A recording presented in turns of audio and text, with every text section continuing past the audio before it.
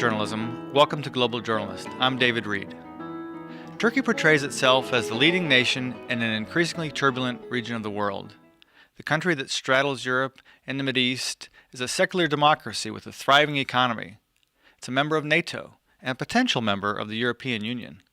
But there are major conflicts both inside Turkey and just outside its southeastern border, in Syria, Iran, and Iraq. Also, Turkey is drawing widespread criticism for jailing more reporters than any country in the world. The government now equates dissent with terrorism. The Committee to Protect Journalists recently released an in-depth report with this conclusion: press freedom in Turkey has reached a crisis point. Amberin Zaman is a Turkish columnist and the country's correspondent for the Economist news magazine. She's joining us today by telephone. Amberin, welcome to Global Journalist.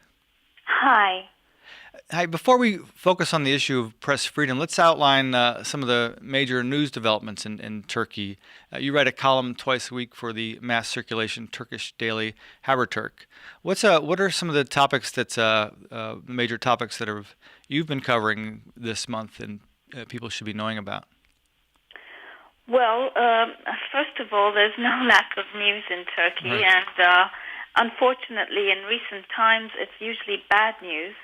And so one story that I've been covering is the case of a very famous Turkish sociologist who's been accused of bombing Istanbul's Spice Bazaar. This is a case that began 14 years ago, and she was acquitted 3 times. And there are all kinds of forensic reports that prove that this was not a bombing, but rather a gas explosion. And still, a court has once again overturned the non-guilty verdict. And the reason for this, many believe, is because this sociologist has been delving into the Kurdish problem. The Kurdish problem is radioactive as far as Right. the Turkish state is concerned. And I understand that the tension has increased in the southeast in recent months, clashes with Kurdish rebels. Is that right? Is that correct? That's absolutely right. Unfortunately, the violence has begun to escalate again ever since the Turkish government decided to shelve what it called the Kurdish opening, that being a process of trying to negotiate a settlement with the Kurdish rebel group that's been waging this separatist campaign for the past 27 years, and at the same time introducing reforms that would address the Kurds' demands for cultural and political rights. And so the government has put a stop to that and instead is embracing a security-based approach, which essentially means trying to defeat the rebels through military means.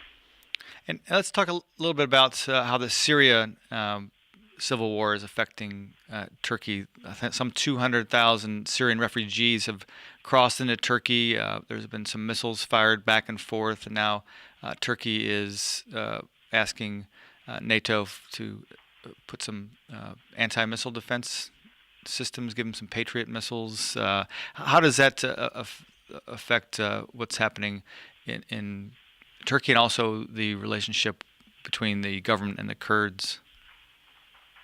Well, the whole Syria conflict is a very big issue in Turkey today because there's a lot of criticism of the government's policy, which was essentially, until recently, entirely focused on regime change in Syria, a country with which Turkey, until last year, had very close relations and then did a U-turn and decided it was time for Assad to go, which is a reasonable position given the slaughter that's going on in Syria. But what upsets many Turks, including supporters of this government, is the fact that Turkey took this a step forward by providing haven to Syrian rebels and allowing the free flow of arms from Turkey into Syria. And some people believe that this has only just worsened the problem. And one other effect of this is the fact that because the Syrian rebels inside Turkey have been able to move freely in the north of Syria and have managed to get rid of Assad's forces there, this has allowed the Kurds in Syria to move more freely as well. and indeed to gain control of a string of mainly Kurdish towns very close to the Turkish border. And the group that's spearheading this move is thought to be very closely allied to the Kurdish rebels who are fighting government forces inside Turkey. So yet another front in this battle between Turkey and its Kurds. And so, in some ways, the civil war in Syria is destabilizing Turkey. Absolutely, yes. The civil war in Syria is destabilizing Turkey, and particularly because of what I just told you, the fact that this Kurdish group that's closely allied to the Turkish Kurdish rebels is now becoming increasingly influential in an area very close to Turkey's border, and this is causing grave concern. And what has been the government's reaction to this as far as how it impacts internal policies? Does it seem like the crackdown on dissent is increasing, and is it in part because of the security concerns? Well, I mean, the Syrian conflict is relatively new, and the government's sort of clampdown on dissent predates that. But we can say that the Syrian conflict has added to that in the sense that anyone who is critical of the Syrian policy is also becoming a target for the government. Indeed, a group of journalists who were offered an interview with President Assad, and I was one of them, couldn't go at the last minute because we believe that the government put pressure on our newspaper owners for us not to go. It's the Committee to Protect Journalists recently did a survey, an in-depth report on Turkey, and found that at least 61 journalists are in prison simply because of doing their job. And it represented the second biggest media crackdown in the 27 years that the group has monitored free press. This issue widely reported in the press about the repression, the local press? The repression of journalists is a very big issue in Turkey. It's certainly one that the opposition keeps constantly reminding the government of. It's one reason that the government is... No, wait, let me just take that again. I sort of... can you just ask me the question? Okay. How widely reported is the issue of press repression within the domestic Turkish news? The issue of press repression is widely reported in the Turkish news, and it seems like a bit of a contradiction given that the press is not really free in Turkey. So reporting about it not being free is certainly puzzling probably to outsiders, but it is a very big issue and has become much more so simply because now mainstream pro-establishment newspapers and journalists are feeling the heat, whereas in the past it was only really fringe left-wing publications and the Kurds, non-mainstream actors who were under pressure, being jailed, even tortured, and killed, in fact. But now that pro-establishment mainstream journalists are also under pressure, finally they're sort of realizing that this is a very important issue. And how has this affected you? Well, thankfully, I'm not being prosecuted, and so far I've managed to hang on to my job, but I'm very conscious of the fact that if I continue to criticize the government, the Prime Minister, it wouldn't come as a huge surprise if I too were sacked. And in fact, I used to appear on a program on the state-run television station, TRT, and was recently booted out because I believe I was being too critical of the government and its policies on that show. And a human rights expert from the United Nations criticized Turkey this month for using the vague counterterrorism law to prosecute not only journalists but activists and lawyers, and holding them for long periods in jail without access to a lawyer. People tend to focus on the journalists most, but we have hundreds, if not thousands, depending on how you count, students in jail. You have doctors who are being prosecuted, union leaders, as you pointed out, lawyers. There's an incredible wave of repression against anyone who expresses any form of a criticism of this government and its policies. This seems to be quite a change since the beginning of this administration. There were high hopes when Erdogan was elected, and there was talk about them eventually getting in the EU, and now it's seemed to have turned a different direction. But there's still, international pressure, and they still are still in NATO. Will the international attention change anything, and what do you make of this turnabout? Well, first of all, you're right to say that when this government first came to power, we were all filled with hope because it embarked on a wave of reforms. First of all, it did a lot to curb the influence of the army, which is among the biggest problems in Turkey. The fact that for decades the army was basically running the country from behind the scenes. And this government has done more than any of its predecessors to curb that influence. And as you probably know, there are currently hundreds of Turkish army officers in jail being prosecuted for allegedly trying to overthrow this government. But they also did some very good things for the Kurds. For the first time, we have Kurdish language television on a state-run channel. That's considered, or it was at least, revolutionary.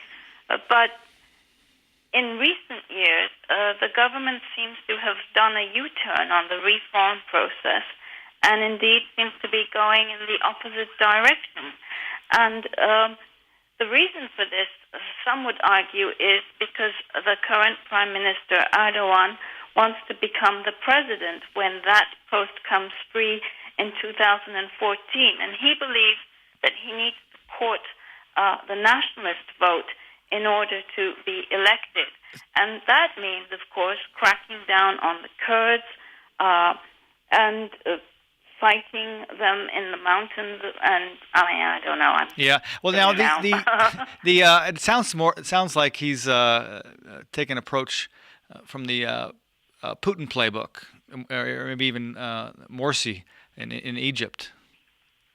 Those comparisons are being made, and particularly because some believe that the current president will simply switch jobs with the prime minister, so that he'll become prime minister, and he's from the same political party, and then the prime minister will somehow be elected the president.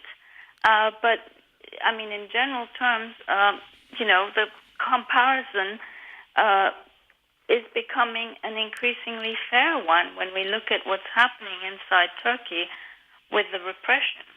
Now, the Justice Minister, in his reaction to the free press crackdown that was reported by CPJ, he refused to address these specific cases, but he asserted that many of the reporters are terrorists in disguise, and then he reviewed Turkey's history of military coups in 1960, 71, 80, 82, and he added, quotes, "My job is to keep the country secure. That is as important as free speech." So is that somewhat legitimate? Is the fear of another military coup driving part of this crackdown? Well, I think as far as it pertains to journalists, not at all, because when you look at Turkey's penal code, when you look at the laws, it's the laws that are actually the problem, because the definition of a terrorist is so vague that it catches almost anyone in the net. Those laws need to change. And that's what needs to be addressed. And the government, to its credit, has been talking about changing the laws, amending them, so that not so many people do end up in jail, and that the definition of terrorism becomes a more specific and legitimate one. But, they keep talking, but they haven't moved. I read that there is the Justice and Development Party, the party in power, is proposing a constitutional amendment that would restrict coverage of the judicial system, national security, and other public issues, along with a vaguely defined topic of public morals. Do you know if this proposal has a chance of No, passing? That proposal, as far as I know, has not gone through. The main thing here really is that, in fact, Turkey's constitution needs to be rewritten if Turkey is to become a truly democratic place, because the current document was written by the military when it seized power in 1980.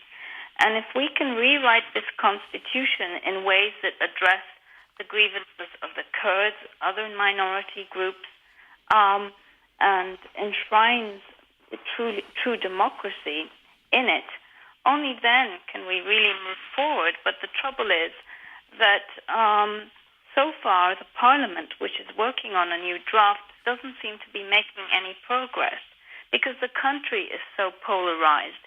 And the way that the drafting committee was set up, it says that the committee has to be unanimous when it comes to each and every article that's being debated, and trying to find unanimity between the Kurds on the one hand and the right-wing nationalists on the other seems almost impossible. So it seems to be doomed to failure. Now, I want to continue that discussion, but I want to remind everyone that you can view or listen to this program anytime by downloading our podcast at globaljournalist.org. And you can also find interesting articles, photos, and interviews related to our program on our website. For this topic, we have 10 short profiles of jailed Turkish journalists. So please send your questions or comments to globaljournalist@kbia.org or our Facebook page. You can also follow us on Twitter at GJJournalist. Now, it seems like the economy's getting a lot better. It's thriving actually when you compare it with other countries in the EU, and Erdogan is securing his power. If the economy is doing well and he's more comfortable in power, do you think that will help lead the country toward more an open society? Well, unfortunately, one would have wanted to believe that, but he keeps stressing stability, and stability is a word that's often used in countries where governments tend to be authoritarian. They use it to justify that authoritarianism. It's certainly true that this government has done a fantastic job so far of managing the economy, and that's why it continues to be so popular, because for ordinary Turks, their pocketbooks matter a lot more than civil liberties. And that's why people who actually care deeply about democracy and human rights feel rather vulnerable and marginalized, and would like to see more pressure coming from outside, because in the near future it doesn't seem like this government will be going anywhere anytime soon. It remains quite popular. And let's talk a little bit more about the Kurds. Have you traveled in the southeast? Yes, I travel in the southeast all the time. But before we get to the Kurds, I would like to say this. Okay. We are criticizing this government very strongly on its human rights record, etc.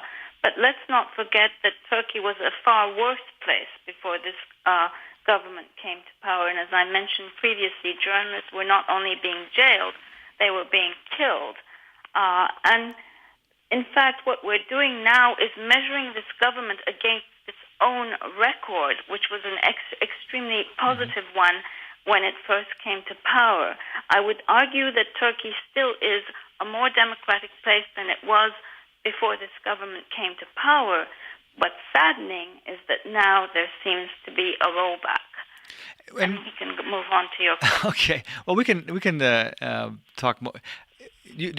Where did you grow up in Turkey? I actually grew up all over the world. My father was a diplomat, so. Okay.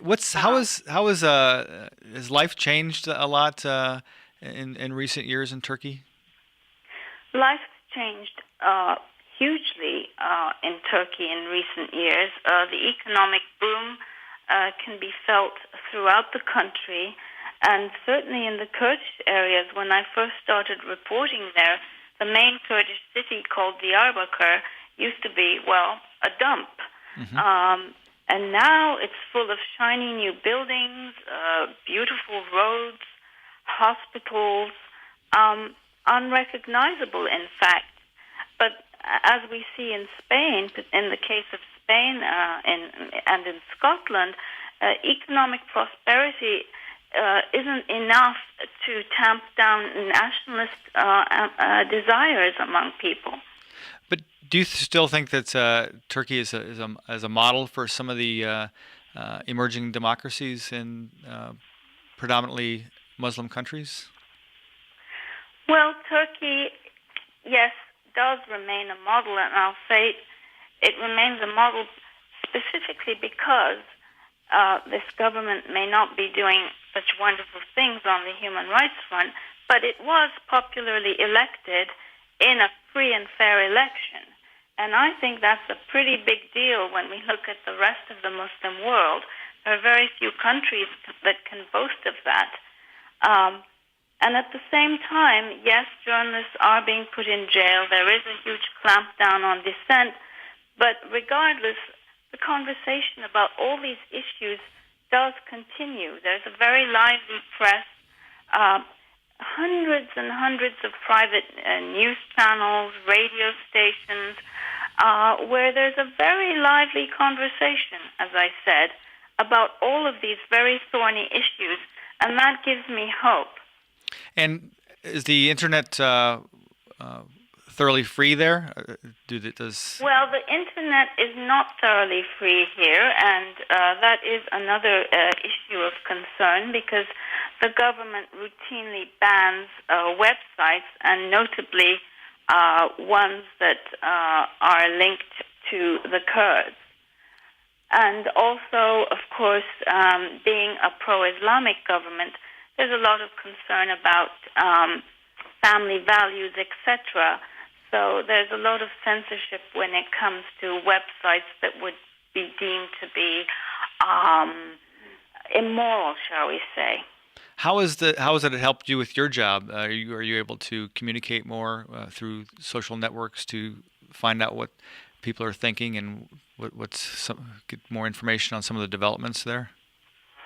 Absolutely. I would say that the social media, and particularly Twitter, has made a huge difference, certainly facilitated my work very much. And Turkey is Turks are very avid Twitter users. In fact, even I have some 44,000 followers. And you've traveled around the world and know Turkey really well. How would you, for an outsider perspective, I mean, what are some characteristics of Turkey that it really puts a stamp on its individuality? What are the Turks like? Well, I hate to make sweeping generalizations, and I think the question of what the Turks are like is kind of what ails Turkey, because they still haven't decided who they are or who they want to be. And that's, in fact, the real crisis in Turkey, this business of trying to determine an identity that embraces all the differences, all the multilingual, multi-ethnic diversity of this society, one where for the past 70-odd years, successive governments, egged on by the army, have been trying to impose an identity that's a very narrow one of being a Turk.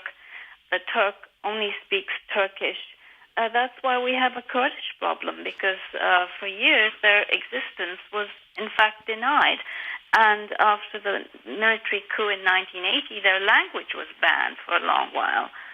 So this identity issue, I think, is a very big one in Turkey. And there's, of course, the whole business of suppressing expressions of overt piety and symbols of overt piety that went on right until this government came to power. For instance, women wearing the Islamic-style women wearing the Islamic-style headscarf were not permitted to attend universities. This was a huge problem for many, many years.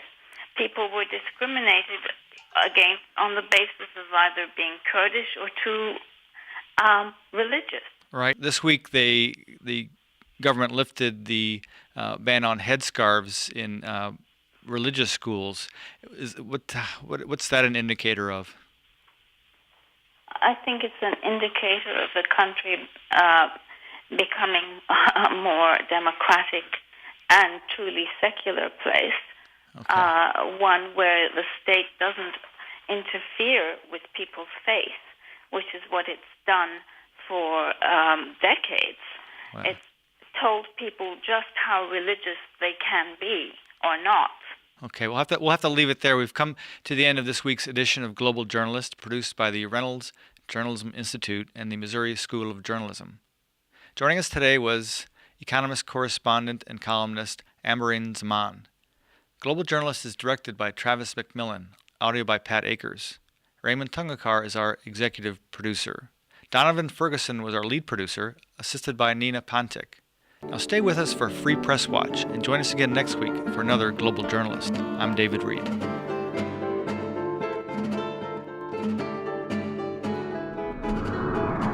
And now Free Press Watch, a segment on Global Journalists where each week we bring you a rundown of major events affecting press freedom around the world. I'm Taylor DeHaze.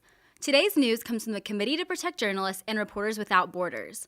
2 journalists were killed in Syria during the past 5 days. Videographer Mohammed Al-Khal was killed while covering a shelling as government forces clashed with the rebel Free Syrian Army. Rebel forces allegedly shot and killed reporter for Syrian state TV Bassel Tafiz Youssef outside his home. According to his employer, those responsible for his death might be linked to al-Qaeda, though the regime has labeled all the opposition fighters as terrorists. Within the past 3 months, he has also been kidnapped and threatened. A Brazilian website publisher was gunned down after receiving repeated death threats. Eduardo Carvalho was the owner and editor of the Ultima Hora news website, where he posted articles that were critical of the government and police. He is the 11th journalist killed in Brazil this year. An Iraqi journalist was killed after being shot 3 times in the chest while driving in Baghdad. Samir Sheikh Ali was the editor of the Baghdad Masses and was a human rights activist. Reporters say his death is linked directly to his reporting.